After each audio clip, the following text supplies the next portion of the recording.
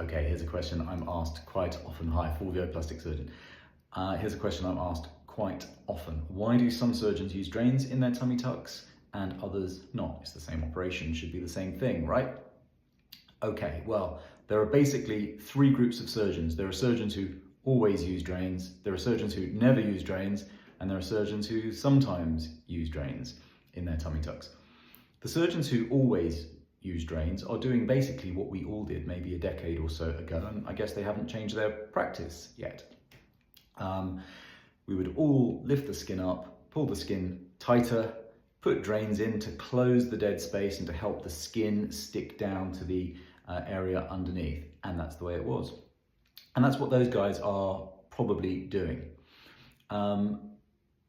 As time has passed, we have understood more and more the importance of closing dead space in a tummy tuck, and quilting stitches were devised, which are actual stitches placed internally, which can hold the skin down onto the deeper tissues. And in my practice, I use those deeper stitches to actually contour the abdominoplasty further.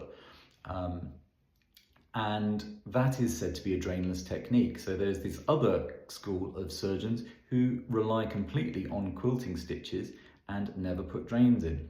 I'm actually in the third group who sometimes uses drains, even though I do use quilting stitches. In some cases, particularly people with very loose tissues, people who have experienced massive weight loss, and people who are having the biggest tummy tucks, and usually those are always the same people as it happens.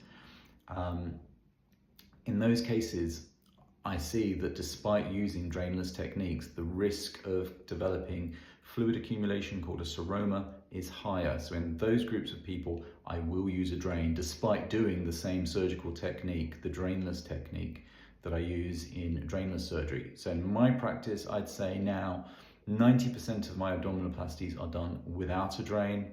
Maybe 10% of the abdominoplasties are done with a drain. And other people's practices will vary based on whether they're in that first camp or that other camp. Okay, hope that helps. Hope that demystifies it slightly and explains the variation in practice. No one's doing the wrong thing, and if your surgeon wants to use a drain, that is right for their practice and you should go along with that. I will also say, I wouldn't let it be your deal breaker. People, especially on social media kind of support groups and stuff, really agonize over drain usage and it's going to be terrible when it's removed and so painful. And the times that I've removed drains, patients are actually left wondering if I've removed it yet. It's been so uneventful and so painless. So don't let that be your deal breaker. If you've got a surgeon you're really happy with and they happen to use a drain, then I would say go with your gut and don't let that put you off. But anyway, hope that's helpful. Leave your comments. I'd love to hear them. Take care, guys. Bye-bye.